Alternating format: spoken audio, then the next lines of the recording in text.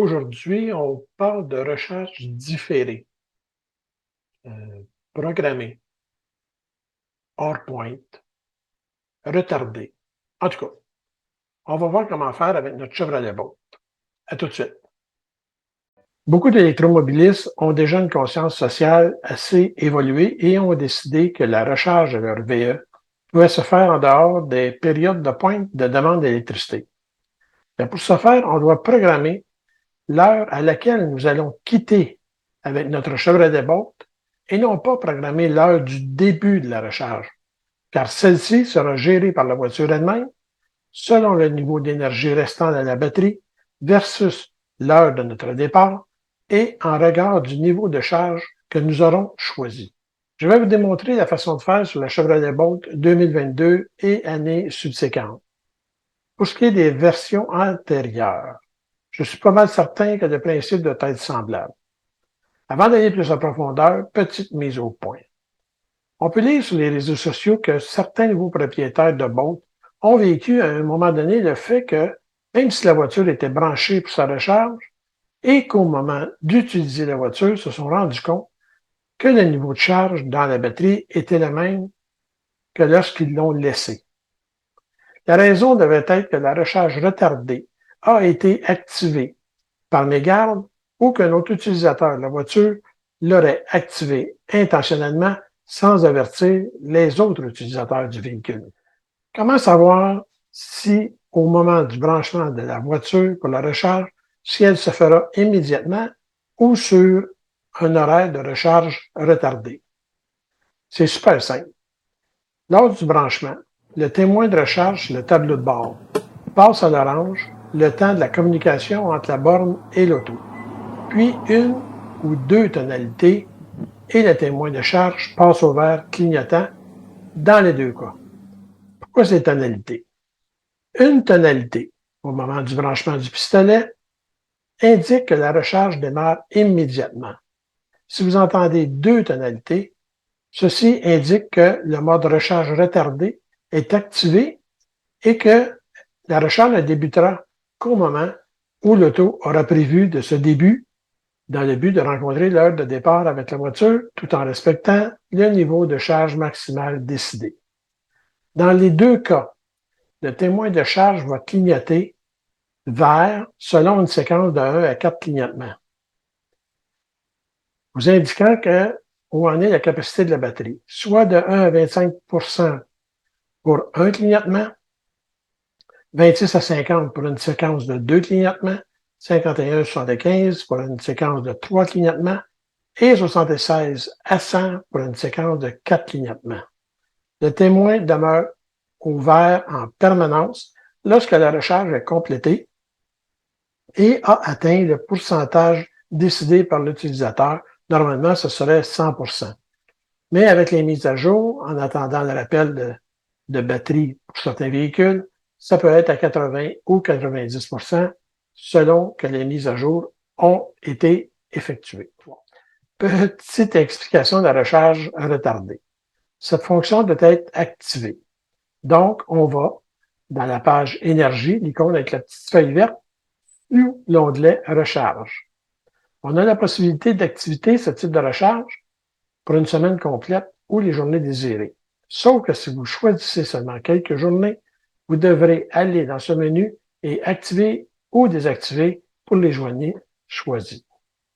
Exemple, si vous désirez que votre boîte soit prête, pleinement chargée, tous les matins du lundi au vendredi à 6 heures, heure de votre départ, le samedi et le dimanche, vous voulez une recharge immédiate. Alors, le dimanche soir ou dans la journée, vous devez activer la recharge retardée de façon à ce que, à partir du lundi matin, de la nuit de dimanche à lundi, les recharges puissent s'effectuer et ainsi pour tous les jours de la semaine. Maintenant que j'ai pas mal fait le tour de la question, on va se rendre dans la voiture pour voir sur l'écran multimédia comment nous programmer nos recharges en vue des heures de départ choisies. Rappelez-vous bien, on parle des heures de départ avec la voiture et non pas les heures de démarrage. de la recharge. Bon, nous voici dans la voiture. On va parler de la recharge en mode différé. C'est pas compliqué. Et une chose qu'il faut retenir, c'est que les heures qu'on entre dans le programme, ce sont les heures de départ et non pas de démarrage de la recharge. Dans le livre, c'est indiqué heure de départ qui peut porter à confusion. Je me suis informé comme il faut et les heures de départ sont les heures à laquelle vous allez partir avec la voiture et non pas le démarrage de la recharge. Donc, on regarde ça comme il faut. On appuie sur la petite feuille, on s'en va dans l'onglet recharge. J'y suis déjà. Ici, on voit que si je branche ma voiture en ce moment sur une borne de niveau 2, donc ma borne de domicile, ma recharge va être complète à 20h15. Si je veux une recharge différée, on va aller dans les options de recharge et on va faire, eux autres ils appellent ça recharge différée, recharge retardée, recharge programmée, c'est toute la même chose. On s'en va dans recharge retardée et on active. On va aller voir les heures de départ. Aujourd'hui, nous sommes mardi. Je l'ai mis à 21h. Je pourrais le mettre à 21h30, mettons. À ce moment-là, si je reviens à mon écran de recharge, on voit que la recharge va s'achever à 21h30. Donc, si je branche la voiture en ce moment, la recharge ne démarre pas.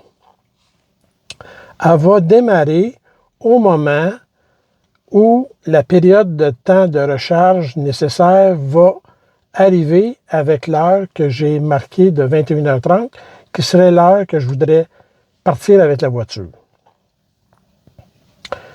Donc, on va brancher la voiture.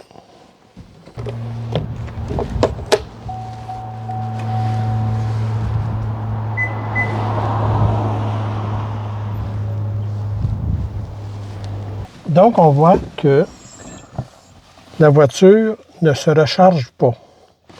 Je ne sais pas si on peut tourner un petit peu la caméra, juste pour vous montrer, comme ça, parfait. On voit ici que j'utilise de l'énergie. Mais le clignotement nous montrant que la recharge est démarrée clignote.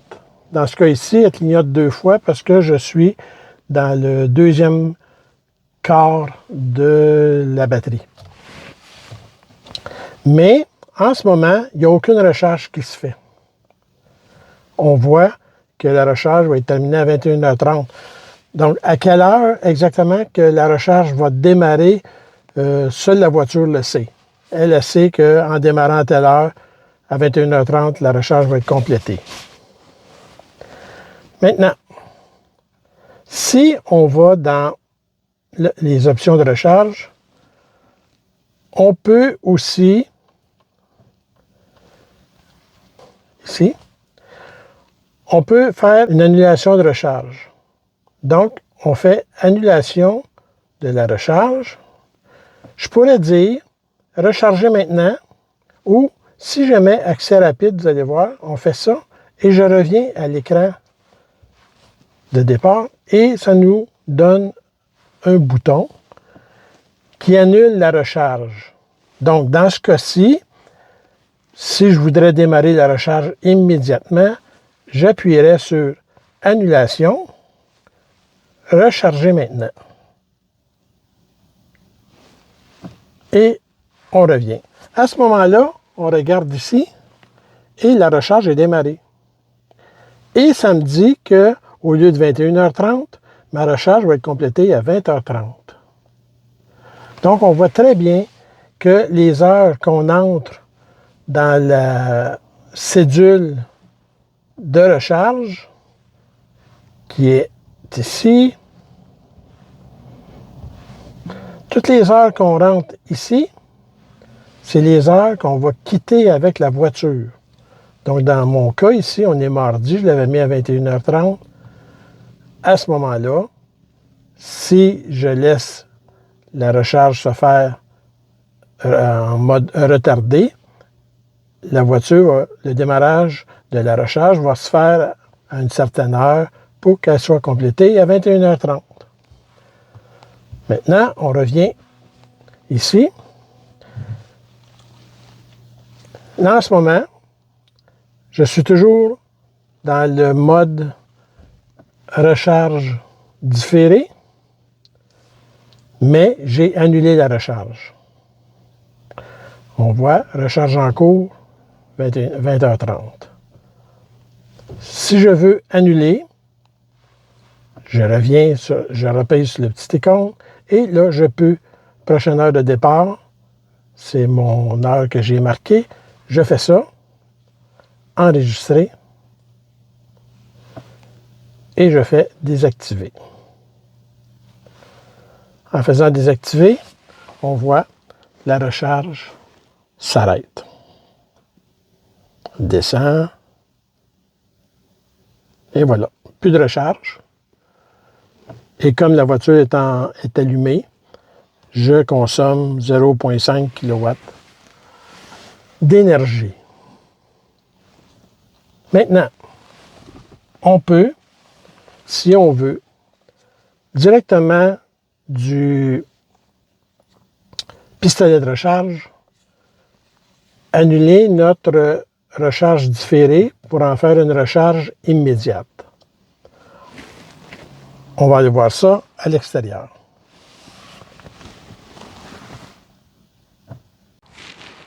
Donc, comme je disais, on voit le petit clignotant. Il clignote, mais la voiture ne charge pas. Donc, c'est pour ça que souvent, vous allez arriver à la maison, vous allez brancher votre véhicule, il ne fera pas le même son. Quand vous allez le brancher, la lumière va clignoter. Là, je veux forcer la charge. Comme j'ai dit tantôt, sur l'écran, le tableau de bord, il n'y a aucune recharge qui se fait. Donc, pour démarrer la recharge, on retire le pistolet et en dedans de 5 secondes, on le rebranche.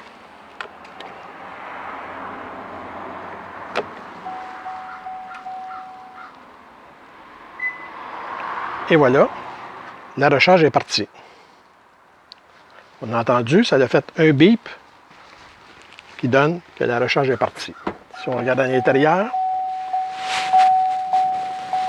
la recharge se fait. Maintenant, on veut revenir à la recharge programmée. On va retirer le pistolet encore une fois et on attend 10 secondes. OK? On va retirer le pistolet. J'attends 10 secondes. 1, 2, 3, 4, 5, 6, 7, 8, 9, 10, bon, voilà 11, et on rebranche.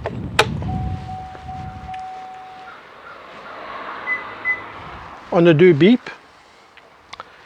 La voiture vient de tomber en mode recharge programmée. On peut voir.